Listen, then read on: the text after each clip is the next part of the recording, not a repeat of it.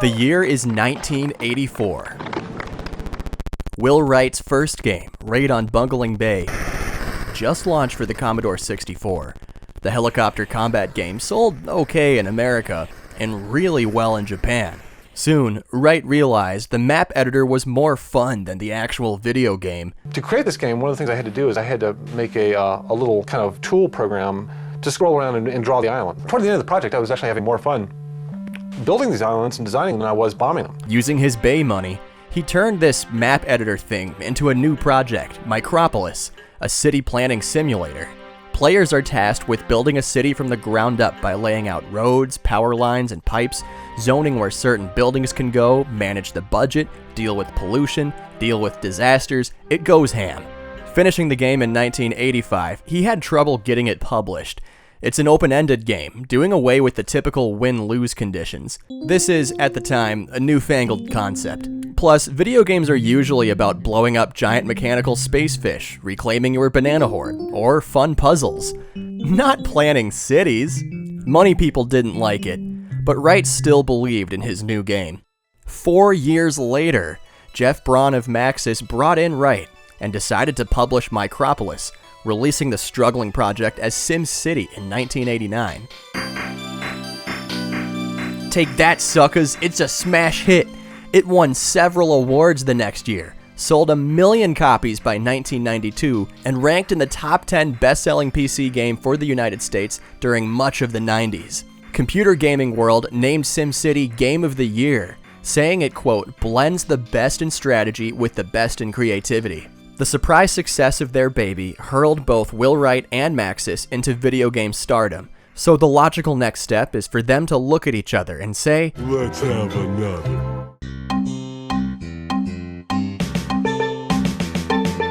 SimCity 2000 was born in 1993. Like any great sequel, it retains the core mechanics that made the first one great and builds off of it. Graphics got a major boost, moving from a top-down to an isometric perspective. The city can become more complex, the player can create more buildings, and its disasters are more fun. Plan it out, watch it grow, balance your budget, enter the future. 2000 is arguably the quintessential entry to the SimCity series, still earning widespread praise and playtime to this day. It's like building a sandcastle. You can take the time to craft it up, watch it turn into as grand a creation as you desire, and at any point, stomp through the son of a bitch like Godzilla. To this day, its mechanics have not only received the stamp of approval by real-life city planners, it's inspired people to become city planners. It might just be the closest you can get to running a real city without getting elected first. 2000 quickly outperformed SimCity Classic, selling millions of copies worldwide throughout the 90s. It's critically acclaimed across the globe, meaning Maxis will see an increase in demand for ports, and the Sega Saturn would become the sequel's very first. Little did Maxis know, this genre-defining masterpiece might be too much for the Saturn to chew. I think Sega just offered him a lot of money. PandaMonium!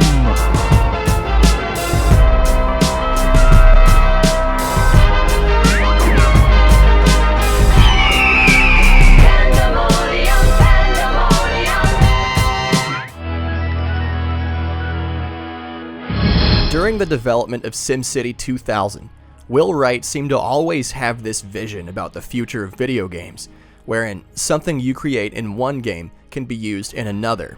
A perfect example is how save files in SimCity Classic can be transferred over to SimCity 2000. Build a house, or build a city, or design a car, or whatever. I should be able to buy a product that allows me to explore that, and then when I'm done, I can take that house or car or city and place it into my world model. So really, the data set that we're dealing with is additive. There's a large set of data that I can slowly be building over time, much the way somebody might build a model train set and slowly get into the various aspects of the terrain and the village and the switching. I can pick whichever aspect of this world interests me the most, and I can author it. And I can go into that world, move around in it, interact with it, and perhaps even meet other users in it as it becomes a shared world. Perhaps this idea is what drew Wright's attention to Paul Kerchen and his programming cohorts. He and a group of college friends made what you might consider a fan project called SimBots. They worked on it for about half a year. Take SimCity 2000 save games, you could have these big mechs that went around and robot battles in your city. Maxis caught wind of this unlicensed project and hired them. Kerchen remembers this moment well. You're all coming on as a team. You already kind of know each other. How about if you guys just work on this project? I and Shiro podcast partner Patrick Traynor interviewed Kerchen, learning all about his first big programming gig. They called us Maxis Studio One. So it was me and, I don't know, probably 6 or 7 other people, most of whom who worked on the Sega Saturn. Bad news is, the awesome SimCity mech battle concept never came out. The SimBot idea was immediately, thrown out the window. Maxis was like, yeah, no, we're not going to do that. But here's something you can do that will earn us some money. Maxis Studio One immediately got to work on the Saturn port of SimCity 2000, starting in June of 1994, despite not being given any Saturn hardware.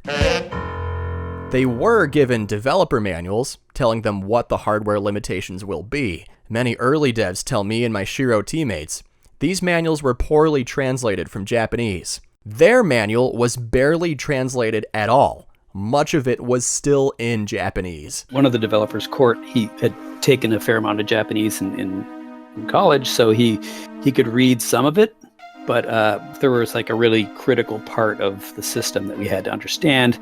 We would, ask Sega to give us a little translation support for pages or, paragraphs of the documentation. He said turnaround for getting an answer would take at minimum 24 hours. And again, they had no Saturn hardware to test this on for months. So that kind of took us away from focusing on stuff that, might have helped with the game polish later. At least we could start looking at pictures and say, there's it's got these 2 processors and it's got this much RAM and so forth, and that got us going early on the figuring out how to stuff the game into the box that was coming. But they didn't even translate it before you, to English. It was all in Japanese when you got it. There were, I think it was a mix. There was probably some stuff that was in English. And then, but yeah, I do recall a lot of it was in Japanese. They eventually got hardware, one development kit to share, in December, about half a year after development started. To this day, Kerchen held on to the dev kit's label. Here's a picture of it. He still has it. I can look on the label here, and the date on that is October 18th of 1994. So that was when that piece of hardware was made. I was a little astonished to see that it was so late that we got this hardware. One development system between the 3 of us. So we would have to kind of take turns. And as I recall, there might have been a simulator, and that must have been how we got some of our work done, because otherwise it would have been too much of a logjam. None of us knew what was normal for game development. So I think we were just all, okay, I guess this is how it is. They were able to spend the previous months optimizing code from the original game. From there, it was a race to cram this resource-intensive game into the confines of a home console. Just kind of scratching our heads, how can we even begin to do this? Fortunately, the Hitachi compiler was pretty good about optimizing the code.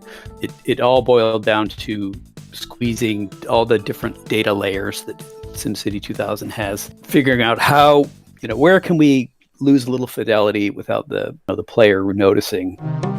Hardware has a lot to keep track of in a SimCity. Weather conditions, how buildings develop after land is zoned, traffic, population, water, power, finances, crime, fires, pollution, productivity, the stats of a specific tile, all have to progress over a span of in-game months. It's a lot of evolving data for the hardware to keep track of. On a PC, this isn't a major problem for SimCity 2000. On a console, the hardware specs are not as high. Pollution, that might be, I think on the PC version, that pollution data had a different value for every square in the game, every cell. I think for the Saturn, what we had to do was figure out, okay, so maybe we can have 1 cell of pollution data can actually serve 4 cells. Even with the hardware in hand, this is proving to be more than a simple port job. Obviously, Studio One got it done and even found ways to add their own content. But getting this final product to actually work comes with a few unusual consequences. When booting up the game, it's very likely this screen will be the first thing you see. One city takes up all of the internal memory. Yeah, all 461 blocks. Sega really didn't like that we were going to use all of the memory, all the, the save memory for one game. But that was the way it was. For context, Sega Rally takes up 80 for track records and unlockables. Rayman requires 20, both considered normalish for save file size. Virtual Hidelight, a third-person action-adventure game that lets you save anywhere, consumes a whopping 288. I thought Romance of the Three Kingdoms was crazy for devouring an immense 449, but that at least saves room for Gen War. Even dominating ancient China doesn't thwomp the incredible requirements to save a single SimCity, barely able to fit in the internal memory at all. We did a lot of hand-wringing and simulations and so forth to try and make sure we could never make a city that would not compress down to 32 kilobytes. This proved to be a struggle. Game testers in QA would frequently find ways to make the city too complex to fit into a save file, sort of breaking the game. Kerchen recalls this conversation with one of the testers. He said to me, "Your guy's job is to make this game idiot-proof. My job is to make a better idiot." He was. That's the perfect QA person, is the person who's thinking about, like, how can I break this? How can I make the developers' lives hells? Kerchen says they were able to make some shortcuts here. And if you're really fast and you quick query a tile and you remember what that tile's crime was right when you saved it, you could do it fast enough that you could see that it has like some weird value. Because in some cases, what we would do is say, we're not going to save any of this data for this layer. We're just going to regenerate it on the first sim cycle after you load the game. I couldn't get the crime stat to load a weird value, but I did notice another odd situation which backs this up. Normally, when you get to the year 2050, the buildings in your city turn futuristic. But when I load my save file, the buildings start as their older versions, then rapidly regenerate into futuristic structures. It's as if the file doesn't really save these futury buildings and lets the game take care of it every time it loads. Over time, they whittled it down, making this Saturn port capable of saving complex cities. But Kerchen tells me even after the game released, saving a city still isn't perfect. So you can't actually make a city that's too big for the internal memory to this day still. Yeah. I couldn't find anyone online who managed to pull this off, but take it from one of the developers, the save file can be blown out. If you really want to try and do that, I would suggest making your terrain as varied as possible. So lots of hills and valleys and lakes and whatever. And then just, pepper it with all different kinds of buildings.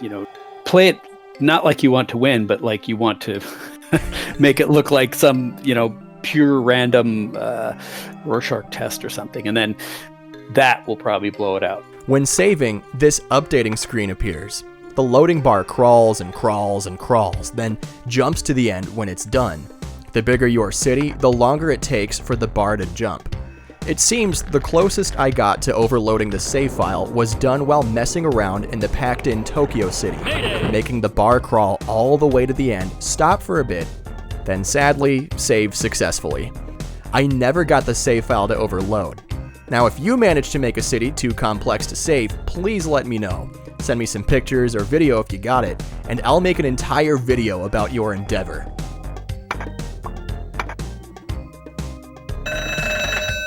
SimCity is compatible with the backup memory cartridge, which the cover highly recommends. It also shows compatibility with Serial Device. Today, the Saturn community knows this as the Saturn floppy drive. It's a lesser-known third save option, letting you save the game on a floppy disk. My Shiro podcast cohort, Peter Malek, owns one. They're not easy to find. He wrote up this whopper of an article about its compatibility. Even though 29 North American games advertise floppy disk compatibility, only 9 of them actually work. SimCity 2000 is not one of them. Kerchen says he's not surprised to hear this. He said Maxis got a prototype floppy drive to make it compatible, but the prototype wasn't the best. We had this like a janky prototype of that storage expansion module. It was just so sketchy that I just thought, oh, this is never going to work. And apparently it didn't. Sometimes it would be like, oh yeah, jiggle the cable there. Okay, now it's saving. Good. The ultimate development hardware is the one you have to jiggle and put into a weird position to get it to register and work. Exactly, yeah. Once you've sorted out your save space, it's time to sit through this, the first and longest loading screen. This is how long it takes. In the early stages of porting, it was even longer. They went back and forth with Sega on this one. So it was probably a negotiation, I'm sure we had some horrendous load time, oh yeah, it only takes 8 minutes. We cut it down to 2, and then Sega would come back and say, can you do 10 in 10 seconds or something like that? So we probably iterated our way towards something that was acceptable to Sega and doable. Was the loading time like a bartering system if you go to a market kind of thing? Yeah. Well, I fortunately was not involved in those negotiations. After grabbing your favorite snack or drink and maybe getting the chance to finish it, this nice CG intro video pops up. The team has experience with this type of presentation flair thanks to SimBots. Mike Murguia and Bert Martinez in particular were super into doing 3D rendering and stuff. And in our pre-Maxis days, they did all the, kind of eye candy promotional videos for this, game idea that we had. And I still have some of those actually on a floppy, I see. Sadly, those floppies don't work anymore. Kerchen checked. So the SimBot videos are sort of lost in time, for now. Time to create a city. You start with randomly generated terrain. I dubbed City 1 Pandatopia in the year 2000. Oh my god, the world really is flat. There it is, friends. The edge of the world. Damn. I had many failed attempts to start a city. After about 5 or so restarts, I finally got one going. Just give yourself a few opportunities to try again and start over. Soon enough, you too will earn your very own abandoned apartment complex. Those 3 meters indicate demand for certain types of zoning. Green for residential, blue for commercial, and yellow is industrial.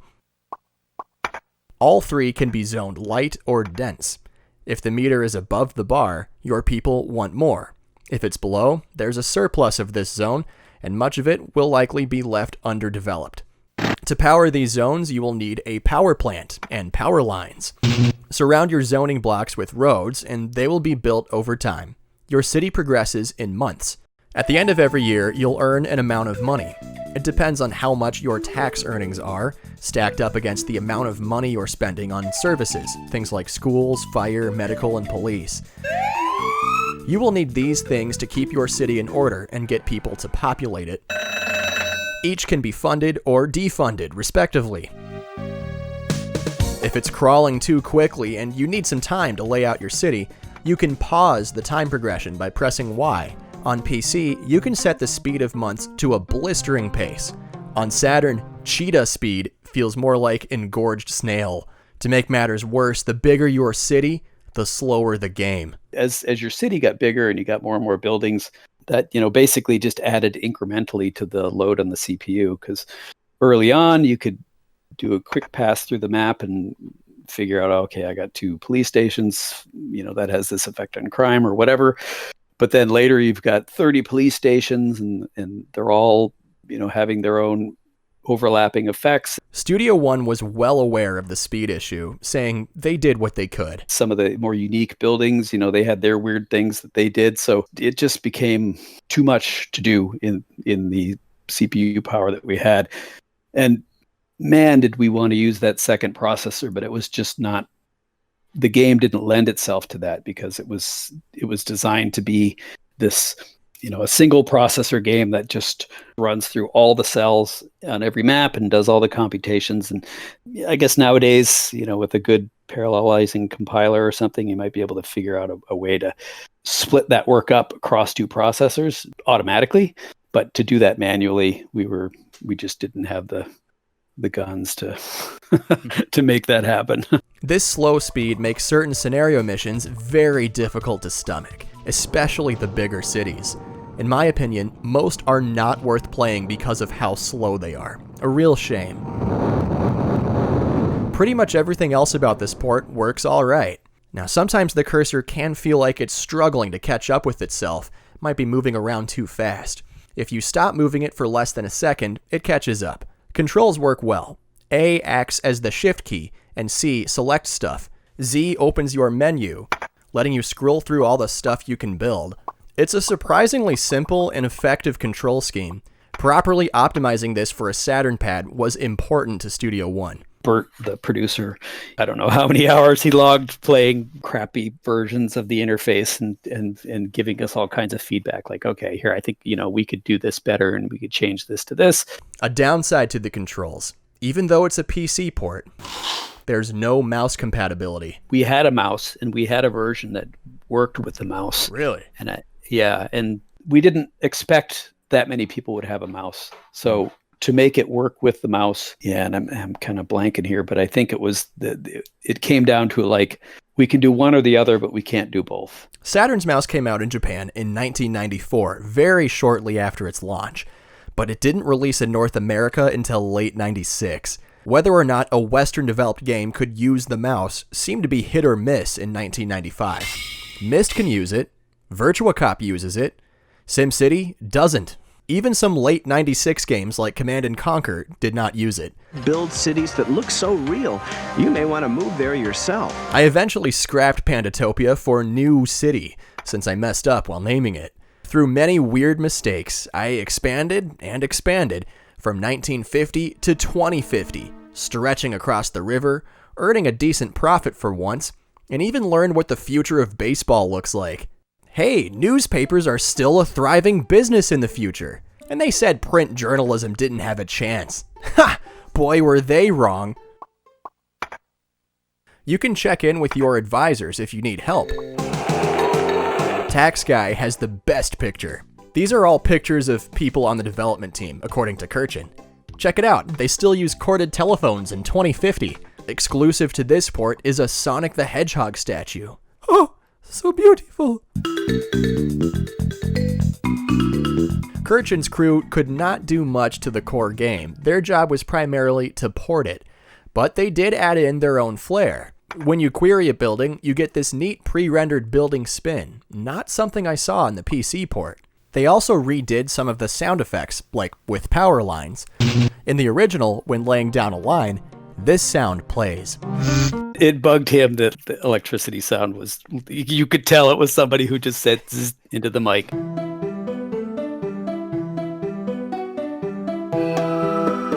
I'd also like to extend my compliments to the chef for the Saturn port's soundtrack.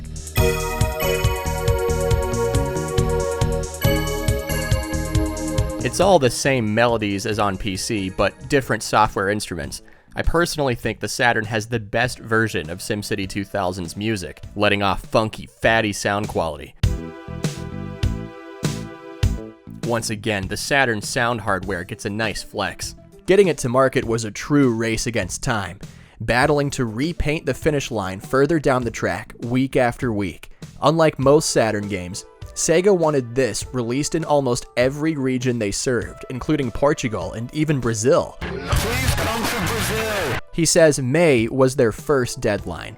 Remember, they got started in June of 1994 with no Saturn hardware until December.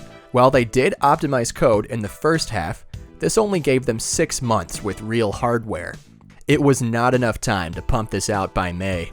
He believes the original intent was to have SimCity out by North America's surprise launch, but yeah, this didn't pan out. It was all riding on the coattails of SimCity 2000 for the PC, because that game generated so much goodwill, around the world, and that's what bought us a lot of extra development time. Was we'd say, well, we're not going to meet this deadline, and they'd say, well, okay, that's fine. We can get away with it because it's SimCity. Another layer of this complexity onion is translating. Maxis could outsource translating the text, but they still had to program the Japanese release, European, etc. The newspapers were super difficult, since there wasn't enough memory to include the hundreds of Japanese letters. If you listen to our Shiro podcast, where we interviewed the people who made the Sakura Wars fan translation, you'll hear all about how challenging this task can be on old hardware. Fun fact! They were given explicit instructions to release the Japanese port before North America's. They didn't want Japanese customers to buy the U.S. version. They didn't want to cannibalize the Japanese sales. Citizens in Land of the Rising Sun were particularly excited for the Saturn port. The franchise is pretty successful here. The Saturn port got its own TV ads. The Japan release came out on September 29th. It finally hit North American shelves on October 11th, according to this press release. Were you guys proud of the port once it had published and been released? I think we were. It was, like I said, for me and Court, it was like our first professional employment, and for all of us, it was our first game. So it was like, yeah, we did all right for a bunch of noobs who a year before didn't even have the hardware in their hands.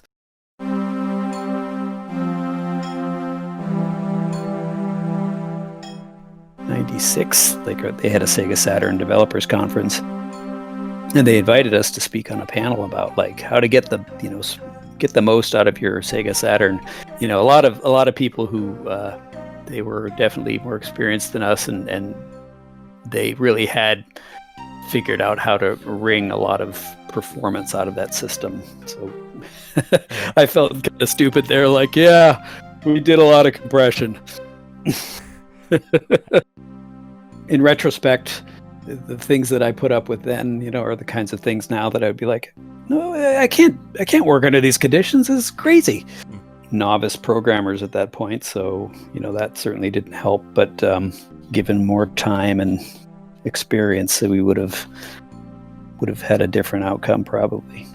Still, reviewers loved it. The slow speeds were very noticed, but overall, people were just excited to play SimCity 2000 on a console. Well, as I recall, it did decent in the reviews, but it was not like a smash that maybe Sega had hoped for. Certainly Maxis had hoped for. Not many publications reviewed it, though. The British Sega Saturn magazine gushed over the ability to play this game on a console, noting its exclusive features. But they too didn't like playing this in slow motion. Next Generation's short write-up also compliments the familiar and addictive urban planning, but complains about it not having mouse controls. There are also several non-English publications who reviewed it and gave it pretty good scores. Reviews of today echo the same thoughts, mainly saying it's a well-done port of a legendary game, but it is slower than a Wallaby's pair of overweight friends on a backpacking trip. Seeing this run on the Saturn in a complete and playable state brings me joy personally. Kerchen and his friends were given a steep task, trying to cram this insanely processor-heavy game into a console, and they did it. It's here. It even has a few features not on the PC original, like updated sound effects and graphical features. While the pad can barely compete with the mouse in these types of games, the controls on Saturn are smart and easy to use. Should you play it? Good question. The slow speeds are a slogfest, and the amount of save space it consumes would make virtual highlight blush. You're probably better off playing this on a computer. It's on GOG. You can still run this thing on a Windows 10 computer. But the 32-bit tank still plans a good city. Mayor Sanshiro tells the Saint Seiga Processionier Press, this port offers terrific opportunities for the tax-paying citizens of Saturn, even though it's much slower than the PC original. At the time, console ports of processor-heavy games were highly difficult to pull off, so the fact that it runs in a seemingly complete state is remarkable, especially this early in Saturn's life. But the slogging gameplay keeps many scenarios from being playable and makes building larger cities a painful crawl at times. The controller setup is very well optimized, but it would still benefit from mouse support, a tragic loss. All this, combined with the insane demands on save memory, keep this port from being great. Still, it was a technical accomplishment.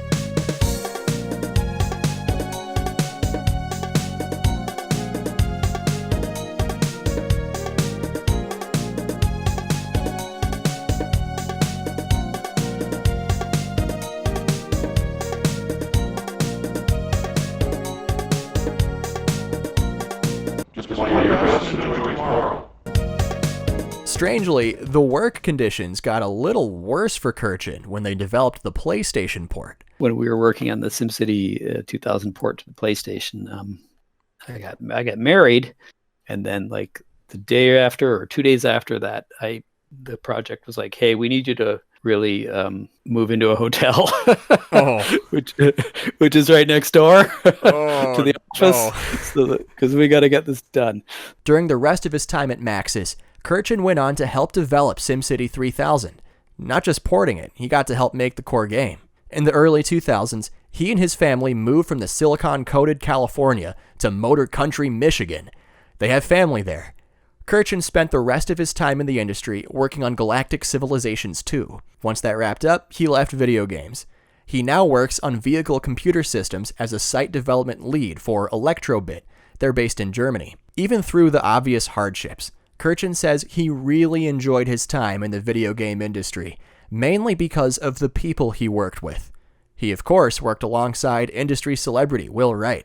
The office that I shared with Court was right next door to his, so we would talk to him, pretty regularly. He had this scooter that he rode around the office, so got to see him whiz past a lot.